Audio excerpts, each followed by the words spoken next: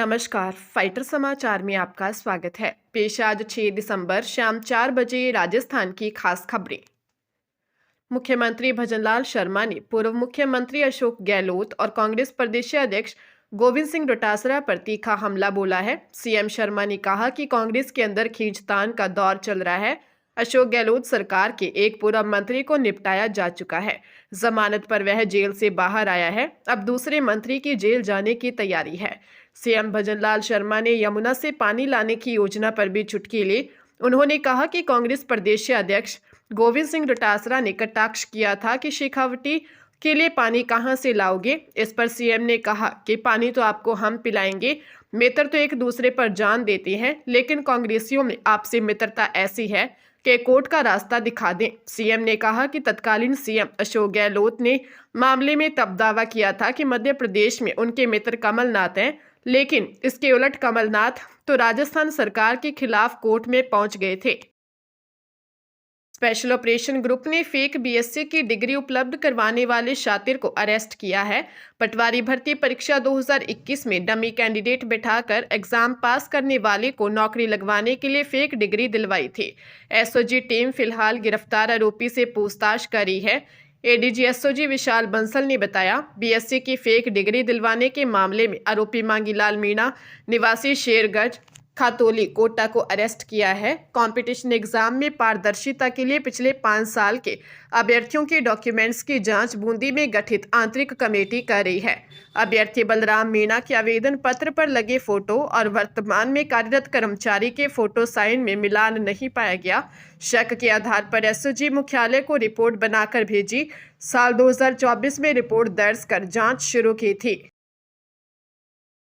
सिरसा में honey trap से जुड़ा एक गिरोह का मामला उजागर हुआ है। मंडी कारोबारी पर छेड़छाड़ और सेक्टर 19 के युवक पर रेप केस का मामला भी हनी ट्रैप का निकला है। इन मामलों में एक ही युवती शिकायत करता है, जिससे पुलिस को शक हो गया। पुलिस ने अब पंजाब के सरदूलगढ़ निवासी युवती को पकड़ा है। जब पुलिस ने युवती से पूछताछ की तो इन मामलों का खुलासा हुआ। जांच में सामने आया है कि महिला एक गिरोह से जुड़ी हुई है, जिसमें महिला और पुरुष संलिप्त हैं। इस गिरोह का काम भी यही है कि ठगी के लिए पैसों वाले लोगों को तलाश कर उनको अपने मोह के जाल में फंसाकर पैसों की डिमांड करना। युवती का सिरसा में आना जाना रहता है। युवती ने गिरोह के साथ मिलकर लोगों को फंसाने का एक ही तरीका अपनाया था। पुलिस बाकी की तलाश में है। ई पंजीयन कानून लागू होने की अधिसूचना के बाद सोसाइटी पट्टों के आधार पर खरीद बेचान पर अघोषित पाबंदी से पंजीयन मुद्रांक विभाग पीछे हट गया। पंजीयन मुद्रांक अधिकारियों ने इस पूरे मामले को गफलत बताते हुए स्पष्ट किया कि सोसाइटी पट्टों की रजिस्ट्री पहले की तरह जारी रहेगी। इस आश्वासन के बाद वकीलों ने विरोध प्रदर्शन बंद कर दिया। वह पहले की तरह ही फिर रजिस्ट्री शुरू कर दी गई। पंजीयन को लेकर प्रशासन और वकीलों के बीच 2 दिन से चल रहे गतिरोध को दूर करने के लिए दिन भर बैठकों का दौर चला। डीआईजी स्टाफ जयपुर प्रथम देवेंद्र कुमार जैन ने प्रदर्शन कर रहे वकीलों को स्पष्ट किया कि रजिस्ट्री प्रक्रिया में कोई प्रतिबंध नहीं है और सोसाइटी के पट्टे पहले की तरह ही रजिस्टर्ड होंगे। इसके बाद पंजीयन कार्य से जुड़े वकील काम पर लौट आए। ऐसे में सोमवार से काम पटरी पर लौटेगा।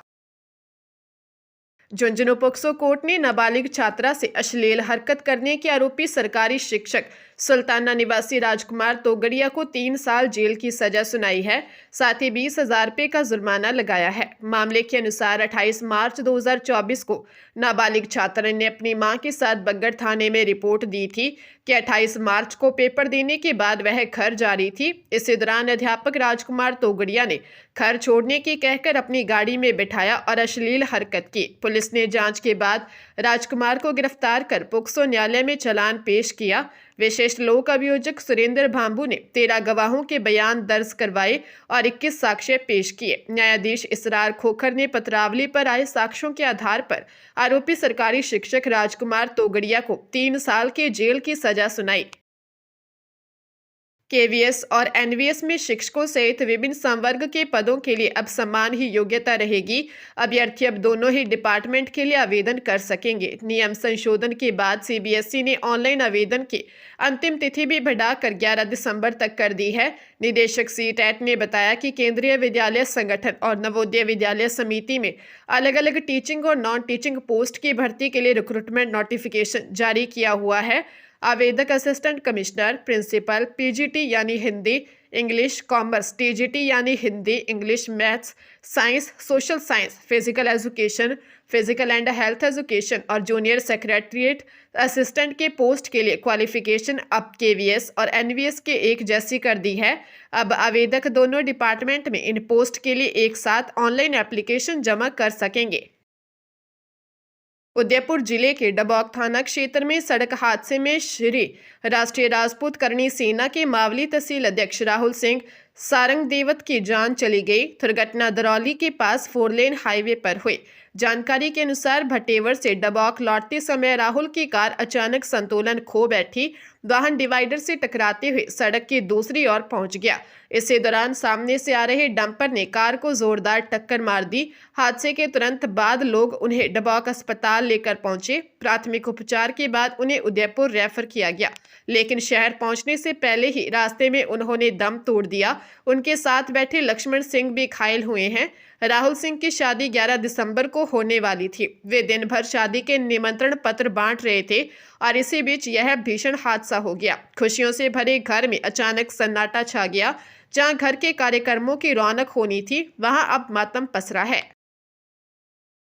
अलवर जिले के मुंडावर थाना क्षेत्र में एक सनसनीखेज वारदात सामने आई है, जहां करनीकोट गांव की एक युवती की हत्या कर दी गई। जानकारी के अनुसार युवती अपनी छोटी बहन के साथ मुंडावर आई हुई थी। इसी दौरान वह हरियाणा के महेंद्रगढ़ जिले के धुलेड़ा निवासी युवक के साथ पास बने एक कमरे में गई, जहां युवक ने किसी विवाद के चलते उसकी हत्या कर दी। घटना के बाद आरोपी शांत भाव से पास की दुकानों के सामने आकर खड़ा हो गया। दुकानदारों ने उसके कपड़ों और हाथों पर खून के धब्बे देखकर पूछताछ की तो उसने तुरंत ही हत्या करने की बात कबूल कर ली। लोगों ने तुरंत पुलिस को सूचना दी, जिस पर मुंडावर थाना पुलिस मौके पर पहुंची और आरोपी को गिरफ्तार किया। इसके बाद गुस्साए परिजनों ने रोड जाम की कोशिश की, लेकिन समझाइश के बाद मामला शांत किया गया। फिलहाल पुलिस मामले की जांच में जुटी है। असिस्टेंट प्रोफेसर भर्ती परीक्षा 7 दिसंबर से ही होगी। हाईकोर्ट की डिवीजन बेंच ने सिंगल बेंच के फैसले को रद्द कर दिया। सिंगल बेंच ने 3 दिसंबर को परीक्षा पर रोक लगाई थी। डिवीजन बेंच ने कहा कि 92,600 अभ्यर्थियों में से केवल 6 ने याचिका लगाई है। याचिकाकर्ता एक तरफ कह रहे हैं कि सिलेबस अपलोड नहीं हुआ, दूसरी तरफ कह रहे हैं कि सिलेबस बहुत विस्तृत है, तैयारी का समय नहीं मिला। एकल पीठ ने परीक्षा पर रोक लगाते हुए राजस्थान लोक सेवा आयोग को सिलेबस अपडेट करने के बाद 30 दिन का समय देकर परीक्षा आयोजित कराने का निर्देश दिए थे। आरपीएससी ने सितंबर में 30 विषयों के 574 पदों के लिए भर्ती का विज्ञापन जारी किया था। आरपीएससी ने अपील में कहा कि हमने अपडेट सिलेबस को 8 अक्टूबर को अपलोड किया गया था, लेकिन उसे जारी करने की तारीख 26 मार्च 2025 ही थी। यह सिलेबस अपलोड है। सिंगल बेंच ने इस तथ्य पर ध्यान नहीं दिया था। पंजाब के जलंधर के बटाला में जलंधर रोड पर गांव अड्डा अम्मोनंगल में तेज रफ्तार टिप्पर चालक ने बाइक सवार 3 लोगों को टक्कर मार दी। हादसे में 2 महिलाओं की मौत जबकि एक व्यक्ति गंभीर घायल हो गया। टिप्पर चालक मौके से फरार हो गया है। मृतकों की पहचान लखविंदर कौर और करमजीत कौर निवासी गांव कोटला बाजा सिंह है। बताया जा रहा है कि तीनों लोग मजदूरी करने बाइक पर घर से निकले थे। हादसे के बाद मृतकों के परिजनों ने पुलिस पर घटनास्थल पर देरी से पहुंचने का आरोप लगाया और धरना लगाकर बटाला जलंधर रोड जाम कर दिया। वे थाना रगड़ नंगल की पुलिस ने मृतकों के परिजनों के बयानों पर आरोपी टिप्पर चालक को हिरासत में लेकर मामला दर्ज कर लिया। थाना रंगड़ नंगल के एसएचओ हरमीक सिंह ने बताया कि टिप्पर चालक को हिरासत में ले लिया गया है। मामले की जांच जारी है। झालावाड़ में नशा तस्करों पर पुलिस ने अब तक की सबसे बड़ी कार्रवाई की है। इसके तहत 71 नशा तस्करों पर कार्रवाई करते हुए पुलिस ने 125 करोड़ की 107 संपत्तियां फ्रीज की हैं। इसमें पेट्रोल पंप, आलीशान मकान, कृषि भूमि, कमर्शियल प्लॉट और महंगी गाड़ियां शामिल हैं। एसपी अमित कुमार ने बताया कि पुलिस की एमओबी शाखा ने पिछले कुछ महीनों से नशा नेटवर्क से जुड़े अपराधियों और उनके रिश्तेदारों की अवैध संपत्तियों का गोपनीय डेटाबेस तैयार किया था। इसके बाद थाना प्रभारियों, साइबर टीम और विशेष जांच दल ने मिलकर कानूनी प्रक्रिया के तहत इन संपत्तियों को फ्रीज करने की कार्रवाई की। एसपी बोले, इस कार्रवाई से जिले में नशा कारोबारियों के बीच एक स्पष्ट संदेश गया है। यह सिर्फ गिरफ्तारी नहीं बल्कि नशा व्यापार की जड़ों पर आर्थिक प्रहार है। अपराधियों को समझना होगा कि नशे से अर्जित संपत्तियां स्थायी नहीं रह सकती।